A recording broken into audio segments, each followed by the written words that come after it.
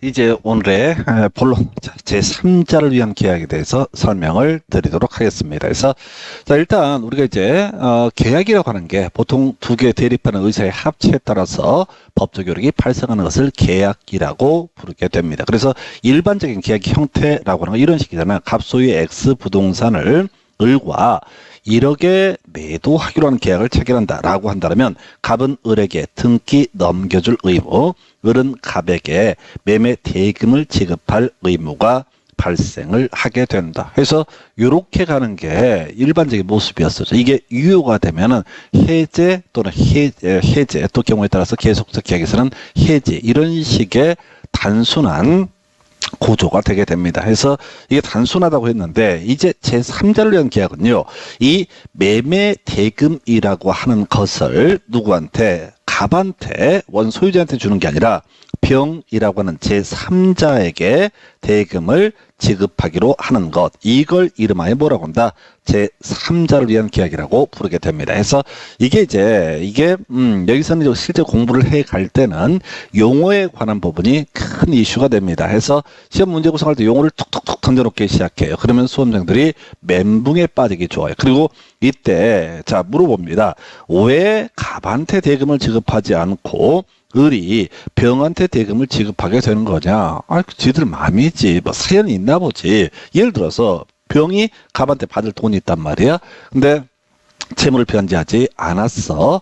그래서 이 병이라고 하는 사람이 자 얘를 잡아 죽이려고 그래. 그러니까 갑이 야 내가 돈 받아서 줄게. 근데 병이 안 믿어. 빨리 돈 갚으라고 난리야. 그랬을 때 경우에 따라서 어떻게 할 수 있다? 을이라고 하는 사람한테 자 내가 등기 넘겨줄 테니까 매매대금 얘한테 지급해다오 라는 식으로 얘기를 할 수 있다는 거죠. 그러면 이제 경우에 따라서 을이 야 내가 돈 줄게 라고 한다라면은 이게 제3자를 위한 계약이 성립하게 되는 것이다. 요걸 이제 용어를 가지고 한번 정리를 해보겠습니다. 그래서 용어가 제일 까다로워. 용어만 알면 거의 다 먹어. 자 그래서 먼저 매도인이라는 사람이 있게 됩니다. 그래서 이 사람을 요약자라는 용어를 쓰게 됩니다. 그래서 자 계약을 요청하는 자라는 의미를 가지고 있어요. 매도인을 요약자. 한편 매수인이라는 사람을 낙약자라는 용어를 쓰게 됩니다. 승낙을 한 사람이죠. 자, 매도인의 요청에 따라서 그 계약을 승낙을 한 사람, 낙약자. 그리고 나서 아까 이미 본 것처럼 일단 매도인과 매수인의 관계라고 하는 것을 이것도 외워야 돼. 뭐라고 용어를 쓰냐면은 보상관계 또는 기본관계라고 이렇게 정의를 하게 됩니다.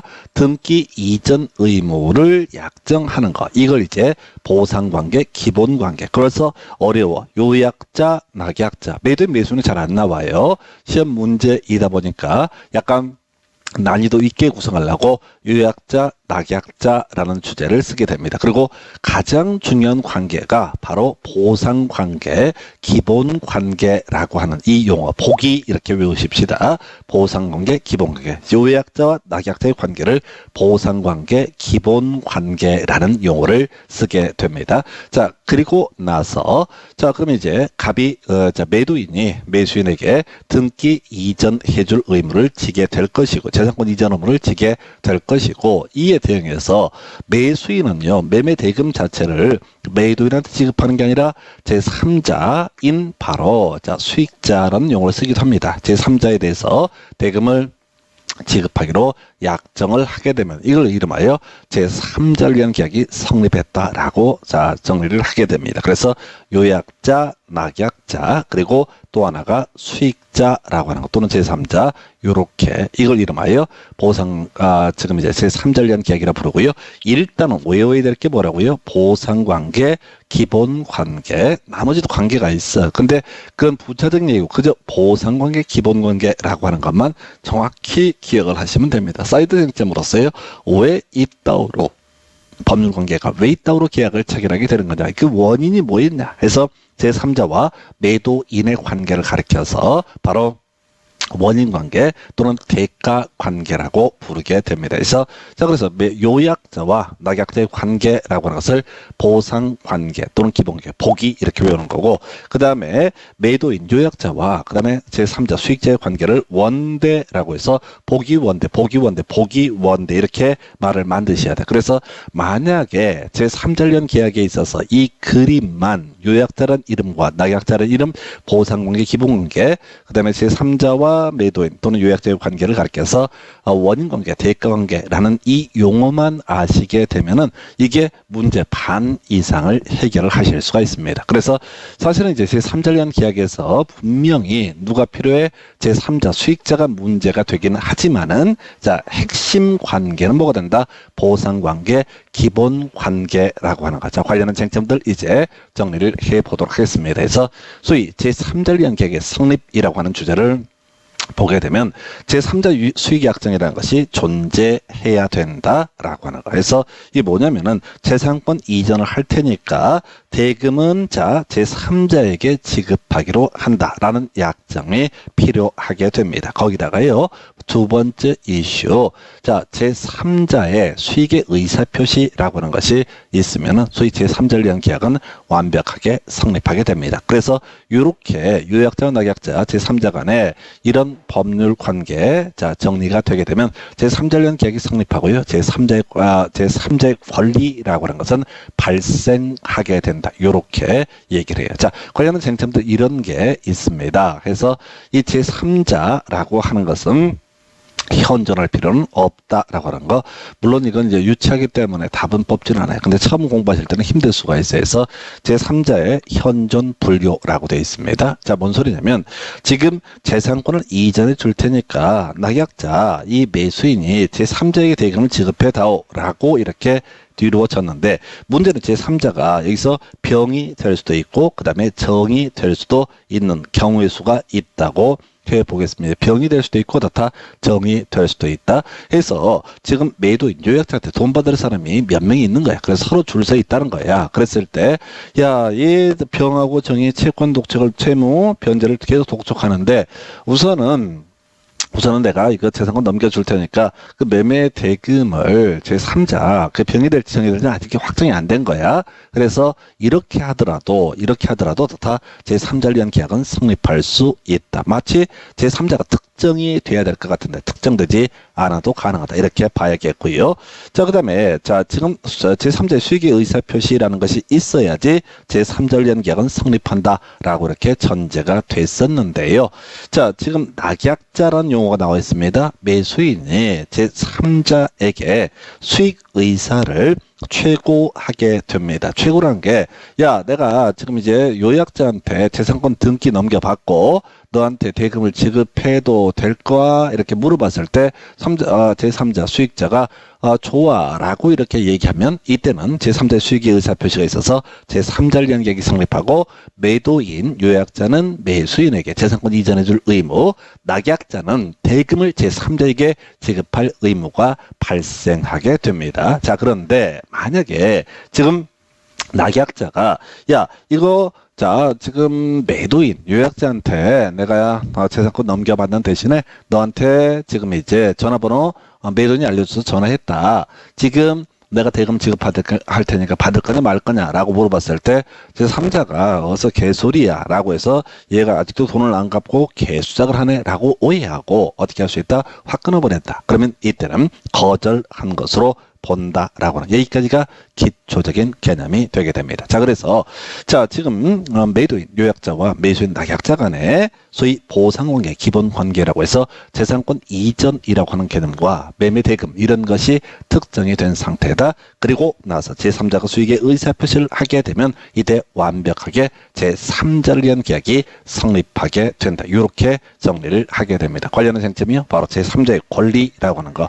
이렇게 계약이 성립하게 되면 제3자의 권리는 확정되게 됩니다. 그 얘기인즉슨 제3자 입장에서는 매수인 또는 낙약자 이 사람에게 도움받을 권리가 발생하게 됩니다. 만약에 어떤 이유가 있어서 매수인이 매매 대금을 자기한테 지급하지 않는다. 그러면 당연히 손해배상 청구 등을 할 수가 있다. 이게 기본 구조가 되는 거예요. 그래서 이걸 우리 문장에서 이렇게 얘기합니다. 제3자의 권리가 생긴 후에 자, 매도인과 매수인, 요약자와 낙약자 이런 사람은 제3자의 권리를 변경 또는 소멸시키지 못한다라고 하는 거. 이미 제3자의 권리는 확정이 됐기 때문에. 그래서 변경시킨다는 얘기는 이런 얘기야. 재산권 이전하는데 매매대금을 1억을 지급하기로 한다라고 처음에 계약을 체결해서 제3자가 좋아. 내가 받을 돈이 더 있는데 하여튼 1억. 우선 매수인 낙약자한테 받겠다라고 수익의 의사표시를 한 상태입니다. 그런데 이게 좀 있다가 말을 바꾸는 거야.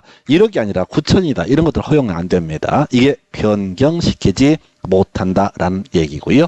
그 다음에 제3자를 위한 계약이 성립한 상태에서 매도인 매수인이 그냥 없던 일로 하자라고 하는 거 그냥 함부로 그 제3자의 권리를 소멸시키는 것도 허용되지 않는다라고 해서 별 내용 아닌데 제3자를 위한 계약에서 제일 쉽게 나오는 쟁점 제3자의 권리가 발생한 후에 당사자 이를 변경 또는 소멸시키지 못한다라고 이렇게 전제를 삼게 됩니다.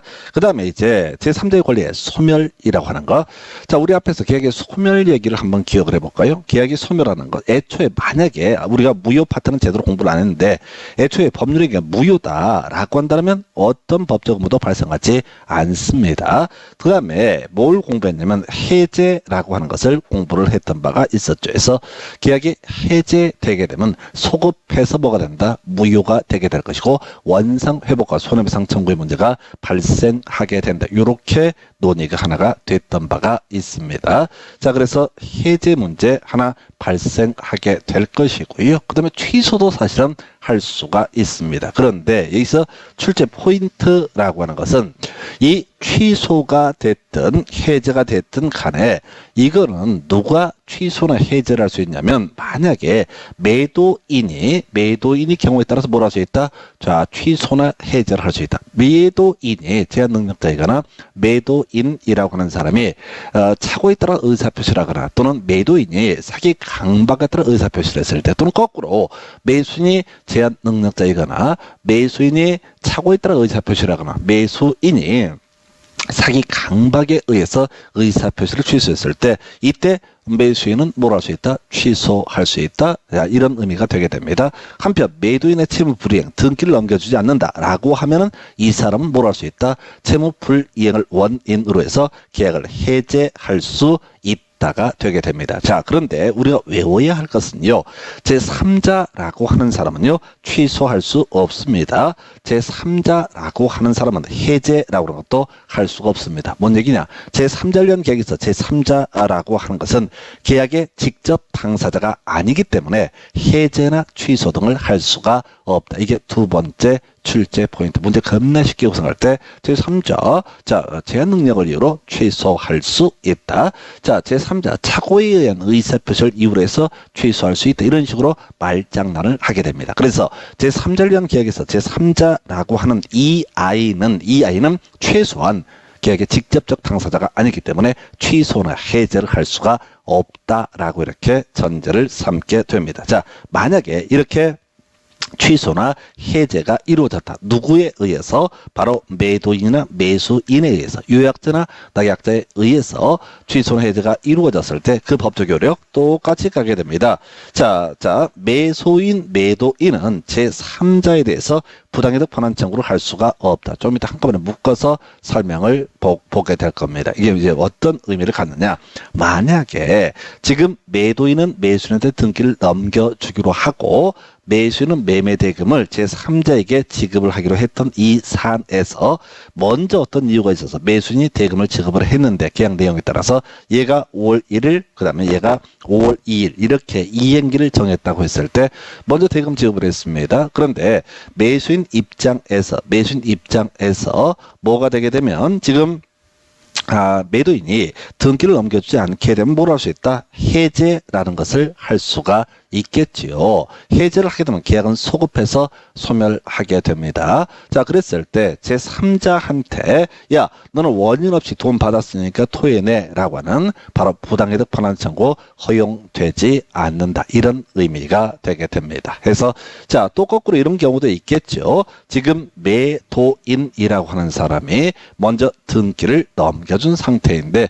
매수인이 요건 이제 더 이상 따져 물을 필요가 없겠구나 해서 일단은 우리가 외워야 될 것, 제3자에 대해서 소화 부당이득 반환 청구는 할 수가 없다라고 할 것, 이런 논리 구조가 될 텐데 지금 이제 제3자의 손해배상 청구라고 해서 자, 매도인에 대해서 손해배상 청구를 할 수 있다. 어떤 얘기냐면 지금 돈을 받기로 돼 있었는데 낙약자가 자기는 대금을 지급을 안 해. 얘기를 들어보니까 매도인이 먼저 등기 넘겨주기로 했는데 매도인 등기를 넘겨주지 않아서 뒤에서 공부하겠지만 매수인이 매매대금을 지급하지 않는다. 그러면 이제 제3자는 손해를 봤잖아요. 그 원인자가 누구야? 매도인 때문이야. 그럼 매도인에 대해서 뭘 할 수 있다? 손해배상을 청구할 수 있다. 또는 지금 이 매도인이라는 사람이 등기를 누구한테? 매수인에게 넘겨준 사안입니다.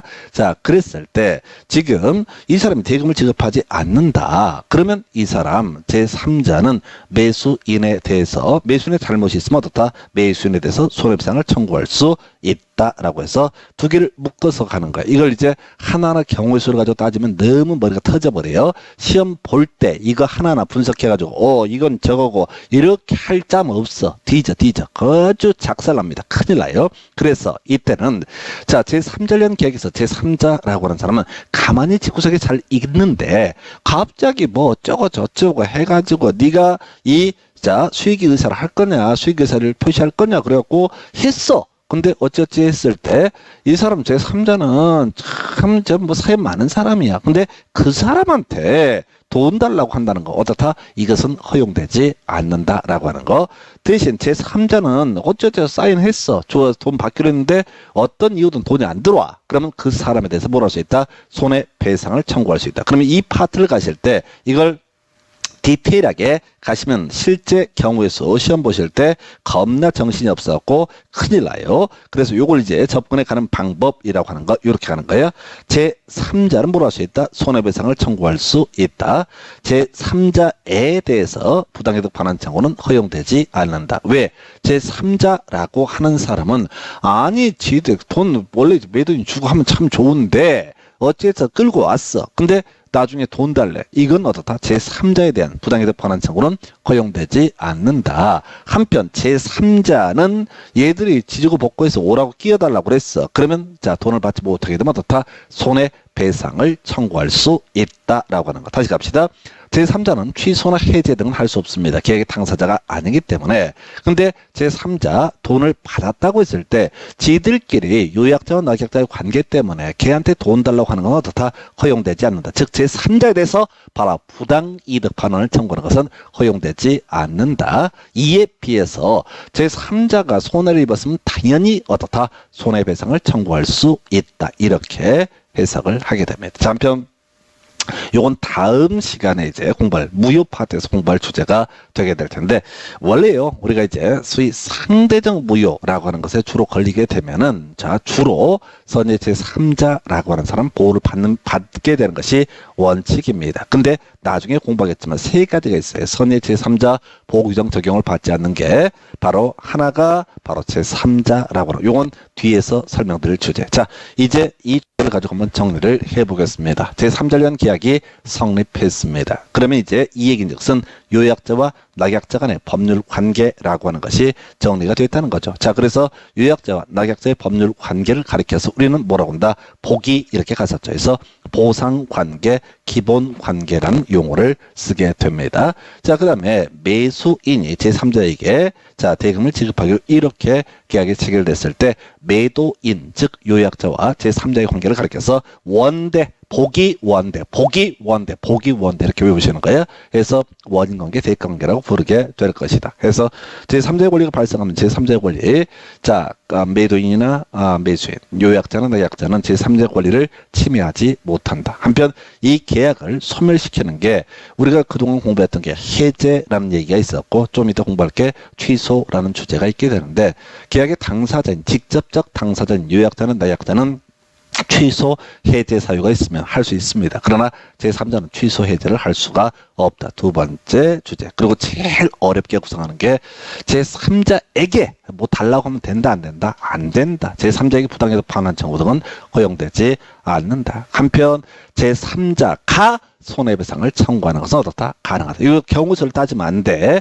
제3자는 귀한 사람이야. 자, 그래서 돈 받았으면 제3자한테 돈 돌려달라고 하면 안 된다. 한편 제3자가 받을 돈을 못 받았다. 그러면 원인을 제공한 그 사람에게 뭘 주장할 수 있다? 손해배상을 청구할 수 있다라고 해서 크게 3개 정리해 드렸습니다. 선의 제3자 보호규정 적용받지 않는다. 이 얘기는 나중에 뒤에서 공부하실 주제가 되겠네요. 자, 이게 이제 제3자를 위한 계약이라는 주제의 첫 번째 챕터로 봤었고요. 이제 조금 더 살을 붙여서 경우수를 보겠습니다. 다시 법률관계 따져봐야 되죠. 먼저 매도인을 가리켜서 요약자, 매수인을 가리켜서 뭐라고 한다? 낙약자. 그래서 매도인이라고 하는 사람과 매수인의 그 관계를 가리켜서 우리는 바로 뭐라 부른다? 복이 이렇게 설명을 드렸습니다. 제3자도 나와 있네요. 자, 그래서 지금 매도인은 등기를 재산권을 이전해 준다. 등기를 넘겨준다 이런 얘기입니다. 매수인은 제3자에게 대금을 지급하기로 한다. 이게 이제 제3자를 위한 계약의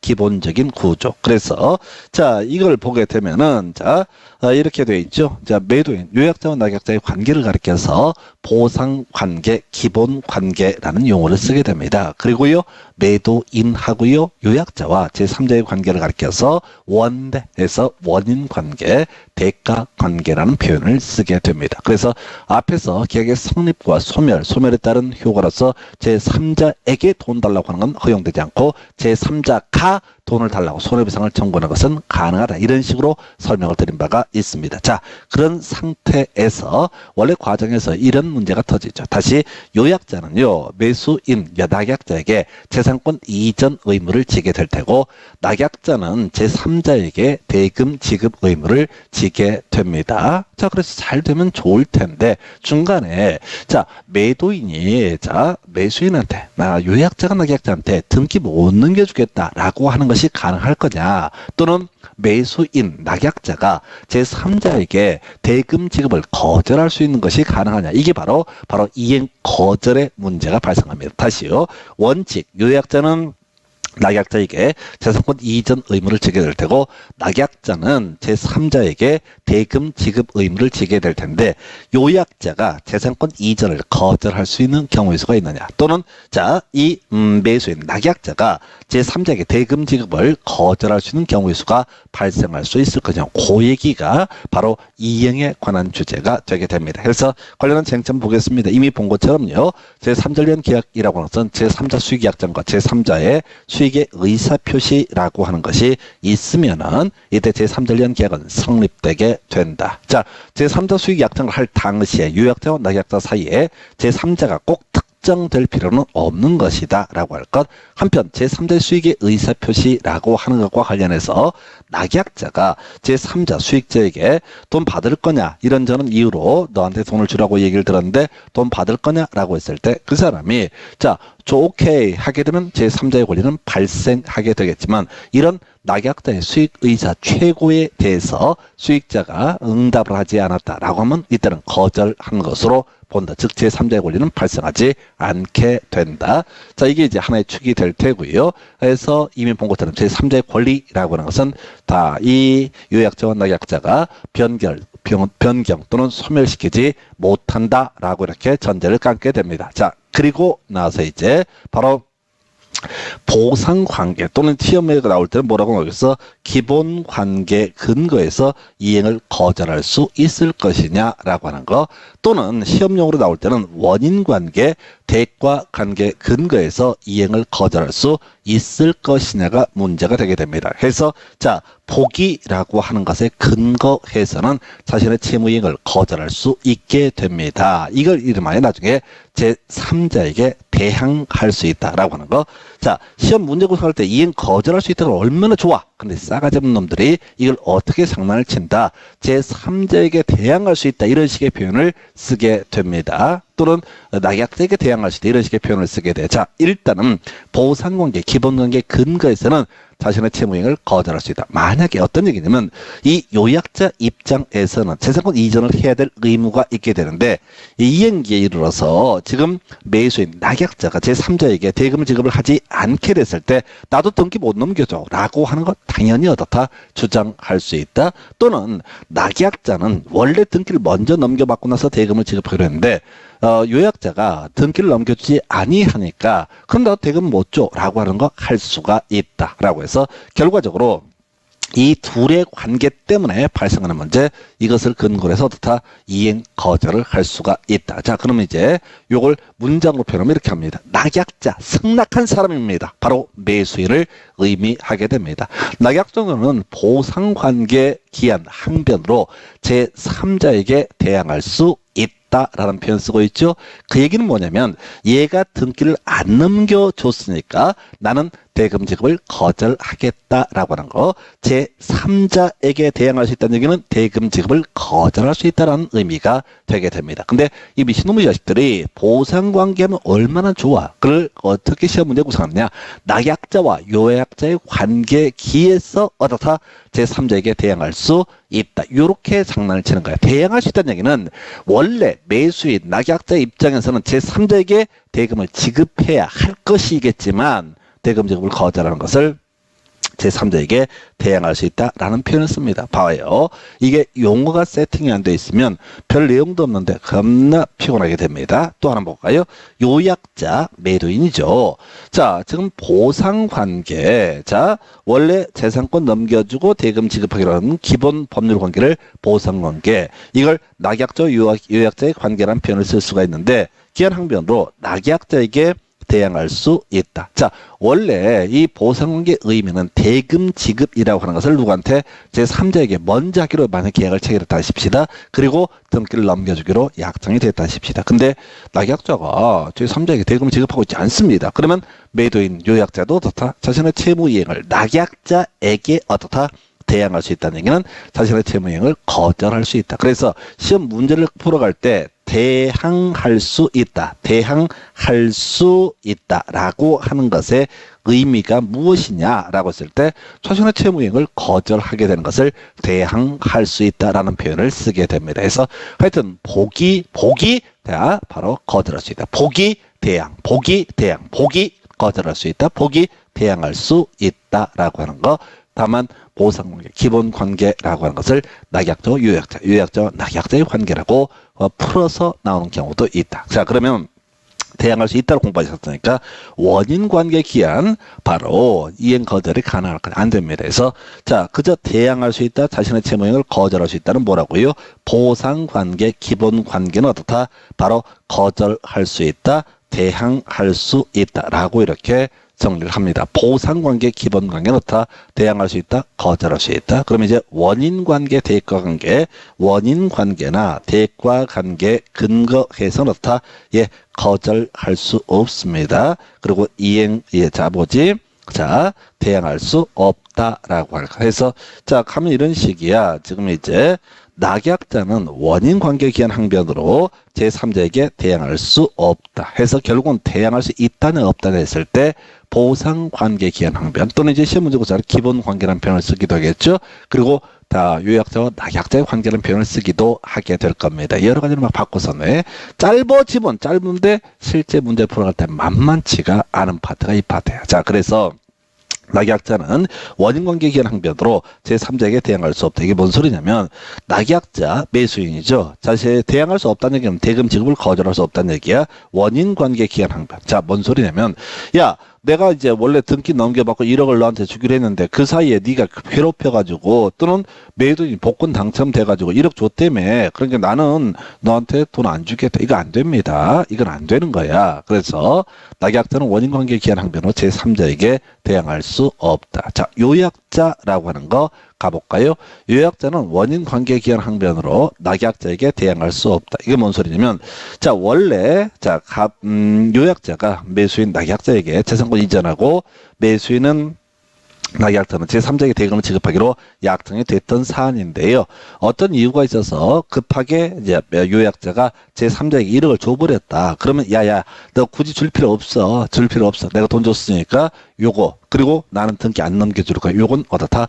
허용되지 않는다. 이런 식의 논리구조가 되게 됩니다. 그래서 결국은 대항할 수 있다. 항변할 수 있다라는 명제. 보기 대항할 수 있다. 보기 항변할 수 있다. 이행 거절할 수 있다. 그러나 원인관계 대관계를 근거로 해서 요약자 또는 낙약자가 자신의 채무이행을 거절할 수 없다라고 하는. 그래서 사실 문제 거의 반 정도를 차지하고 있는 게 이 파트입니다. 너무 어려워요. 용어를 알고 있으면 간단해지는데 시험 문제는 용어가 어렵게 나오거든. 그래서 요렇게 정리를 합니다. 이 정도가 제3자를 위한 계약이라는 개념. 자, 그래서 자, 관련한 쟁점들 한번 간단히 정리하고 다음 주제 살펴보도록 하겠습니다. 해서 자, 제3자를 위한 계약의 성립 얘기부터 다시 가봐야 되죠. 그래서 다시 용어들 기억하셔야 돼요. 자, 매도인이라고 하는 것이 하나가 있게 될 테고요. 매수인이라고 하는 것이 있게 될 테고 제3자라고 하는 것이 있게 된다. 그래서 이들의 법률 관계를 따져 묻게 되면 이렇게 가게 됩니다. 자, 먼저 매도인이라는 사람과 매수인의 관계, 이걸 뭐라 부른다? 보기라고 이렇게 설명을 드렸었죠. 보상관계, 기본관계라는 용어. 해서 이 내용이라 하면 자, 이런 식이죠. 요약자가 낙약자에게 재산권 이전, 등기를 이전할 테니까 그 매매 대금이라고 하는 것은 제3자라고 하는 녀석에게 지급해 달라라고 하는 거. 이걸 이제 이름하여 보상관계, 기본관계라고 가장 기본적인 틀이잖아요. 제3자라는 계약이 사실 전부가 이거죠. 한편 왜 이따위로 계약을 체결했느냐를 가지고 바로 요약자와 제3자의 관계를 가리켜서 원인관계, 대가관계라는 표현을 쓰게 됩니다. 그 다음에 이제 자, 이런 제3자의 계약의 성립이라고 하는 거, 제3자 수익 약정이라고 하는 것 외에 제3자의 수익의 의사표시 있으면 제3자를 위한 계약은 성립하게 된다. 자, 한편 제3자 수익 약정할 때 제3자는 현존하지 않아도 무방한 것이고요. 제3자의 수익의 의사표시 있으면 제3자의 권리가 발생할 텐데 낙약자가 누구한테 제3자에게 자, 이 수익 대금을 받을 거냐라는 의사표시 물어봤을 때 수익자 제3자가 무응답하게 되면 자, 아무 말을 하지 않게 되면 거절하는 것으로 본다. 자, 어쨌든 기본 들어가서 제3자의 수익 약정, 그 다음에 제3자의 수익의 의사표시가 있으면 제3자를 위한 계약은 성립하게 될 테고 제3자의 권리는 발생한다. 제3자의 권리가 발생했을 때 자, 요약자나 낙약자 이 아이들은 제3자의 권리를 침해하지 못한다라고 하는 것. 이렇게 봤던 것이고요. 그 다음에 이제 제3자는 계약의 당사자가 아닙니다. 그래서 이게 취소나 해제 문제는 요약자나 낙약자가 하는 것이고요. 제3자가 취소를 하거나 해제를 하는 것은 허용되지 않는다. 그래서 만약에 요약자나 낙약자에 의해서 취소, 해제 등이 있게 되면은 제3자한테 돈이 넘어간 경우가 있고 넘어가지 않은 경우가 있다. 자세히 보지 마시고 제3자에게 부당이득 반환 청구하는 것은 허용되지 않는다. 그 대신 제3자는 매도인이나 매수인, 요약자는 낙약자에 대해서 원인 제공자, 그래서 자기가 돈을 받지 못하게 된 그 사람에 대해서 손해배상을 청구할 수 있다. 이 정도로 설명을 드리게 됩니다. 그 정도가 될 테고요. 한편 제3자련 계약이 성립이 된 상태에서 자, 지금 자, 이행 거절이라고 하는 거, 자신의 채무 이행 거절을 할 수 있을 것이냐. 보기 관계 근거에서는 채무 이행을 거절할 수 있다라고 할 것. 대신 원대 근거에서는 어떻다? 자신의 채무 이행을 거절할 수 없다라고 이렇게 얘기를 하게 됩니다. 제3자를 위한 계약이 성립이 됐다라고 전제가 됐을 때 제3자의 권리 함부로 소멸시킬 수 없는 것이고요. 보상관계 기한, 자, 채무 이행의 거절 또는 제3자에 대한 대항이라는 것은 가능하다. 이렇게 또 낙약 계약자에 대한 대항은 가능하다 해서 낙약자 매수인입니다. 보상관계. 자, 매도인이 대금을 지급하지 않았기 때문에 나는 대금 지급을 할 수 없다. 제3자에게 이렇게 주장을 할 수가 있겠고요. 요약자 매도인 되는 거죠. 자, 지금 매수인이 약속한 기일에 제3자에게 대금 지급을 하지 않았기 때문에 나는 재산권 이전, 즉 등기 이전을 해주지 않겠다라고 이렇게 낙약자에게 대항할 수 있다라고 이렇게 돼 있습니다. 그래서 포인트는 뭐라고요? 보상관계 또는 이제 기본관계, 낙약자와 요약자의 관계, 요약자와 낙약자의 관계를 가리켜서 이런 것을 원인으로 해서 자신의 채무행을 거절할 수 있습니다. 그런데 말이죠. 지금 원인 관계, 바로 요약자와 제3자 또는 수익자의 관계를 가리켜서 원대라고 했었고요. 자, 이미 제3자, 요약자가 제3자에게 대금 지급했다고 해서 매수인, 낙약자가 자신의 채무이행을 거절할 수 없는 것이고요. 매도인, 요약자가 대금 지급했다고 해서 나 돈 줬으니까 제3자한테 돈 안 줘도 돼 라고 하는 자신의 재산권 이전 의무, 이행 거절을 할 수가 없습니다. 그래서 결국 대항할 수 있다, 항변할 수 있다, 자신의 채무이행을 거절할 수 있다라고 하는 것은 보상관계, 기본관계 근거해서 다 자신의 채무이행을 거절할 수 있다, 대항할 수 있다. 그래서 이게 이제 내용보다는 아무래도 공부하시는 과정에 있어서는 표현 때문에 좀 까다로워지는 주제. 여기까지가 제3자를 위한 계약 보셨고요. 잠시 끊었다가 취소할 수 있는